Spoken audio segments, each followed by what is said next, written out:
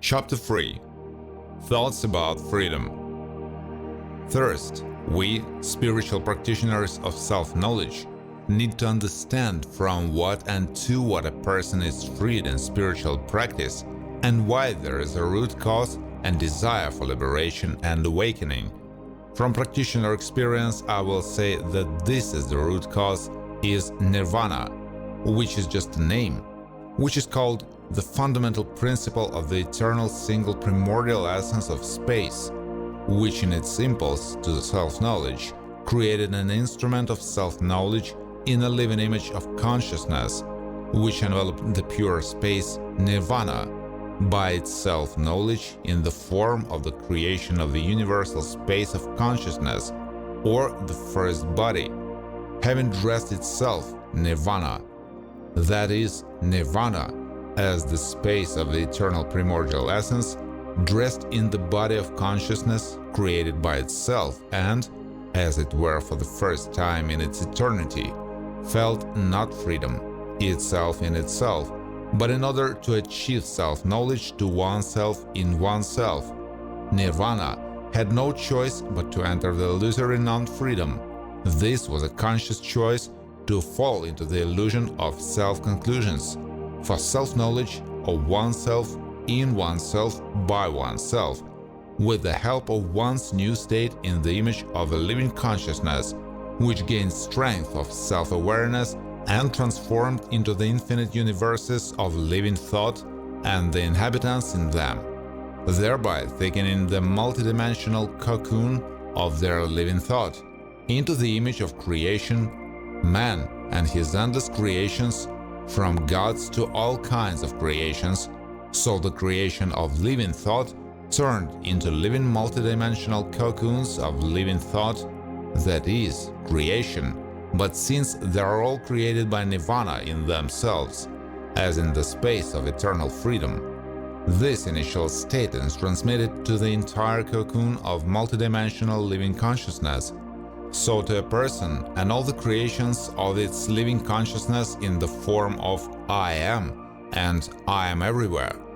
and the multidimensional cocoon of ego consciousness screams the opposite. Therefore, the craving for freedom and self-knowledge, this original state of eternity, is always inherent in all creations, nirvana, from the first spirits, the first letters, which was manifested by living thinking in the consciousness of the first body of nirvana,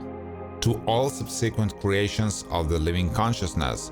Therefore, this is our natural state, to seek the original freedom, that is, oneself, nirvana, in yourself in the consciousness of the game image, or in yourself as in creation. So having known yourself in the endless universal games of living consciousness, nirvana, strive to return to one's eternal state of freedom, thereby completing the circle of self-knowledge in the game with the consciousness.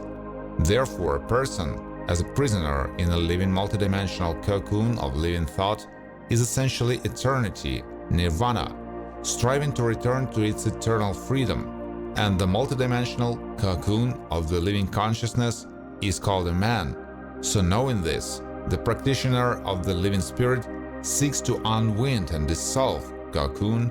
the karmic accumulations of the consciousness of the multidimensional soul, which is living consciousness in the image, to return to your eternal state, nirvana. Another practitioner dissolves the soul in a single consciousness, which is the first, the body, nirvana, the God of eternity. Others transform the living consciousness of the soul into the God of the universe, creating their own universes, or into angels of the helpers of the God of the universes. No practitioners, marking time, wandering through incarnations, creating a crowd of actors on the planetary scenes of life, and eventually getting angry at themselves and the world. They transform the soul into a demon, with subsequent dissolution in the lower hell, which is the dissolution of a failed soul, or the dissolution of a living spiritual book, which will never enter the library of the eternal living consciousness, the God of eternity, and which will not become anyone else.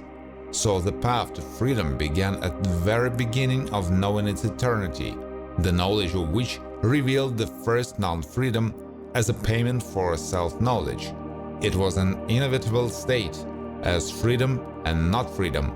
The opposite states of itself are one. One is known through the phenomenon of the opposite. Therefore, the phenomenon of thirst, nirvana, for self-knowledge, revealed the state of not freedom, which in all self-creation in its images will always seek freedom as its original state. This phenomenon, like a red thread, is stretched through all creations and eternal games of living consciousness, and is the highest stimulus to self-knowledge and action. In the universal games of living life, it appeared in the form of good and evil, physically, plus and minus in the scripts of the written living universes of living consciousness. So, having understood this, a person now knows who he is, and what percentage of non-freedom he is aware of in himself, and what he aspires to. He now decides for himself whether to be a practitioner of his living spirit of consciousness or lived life, in the life game of his single living consciousness, in the image of all being, and who to become, and in what new role in the game of eternity, and in what new role in the game of eternity to know yourself, on his eternal stage, which is nirvana. Therefore, throw off the shackles of inferences, live in the multidimensional prison cocoon ego consciousness, find in yourself the freedom and plasticity of your living consciousness,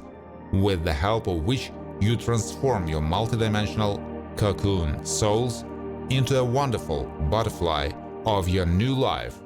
becoming whoever you want in the eternal game of living consciousness. So you will see how miracles come true, where the most important miracle is always you.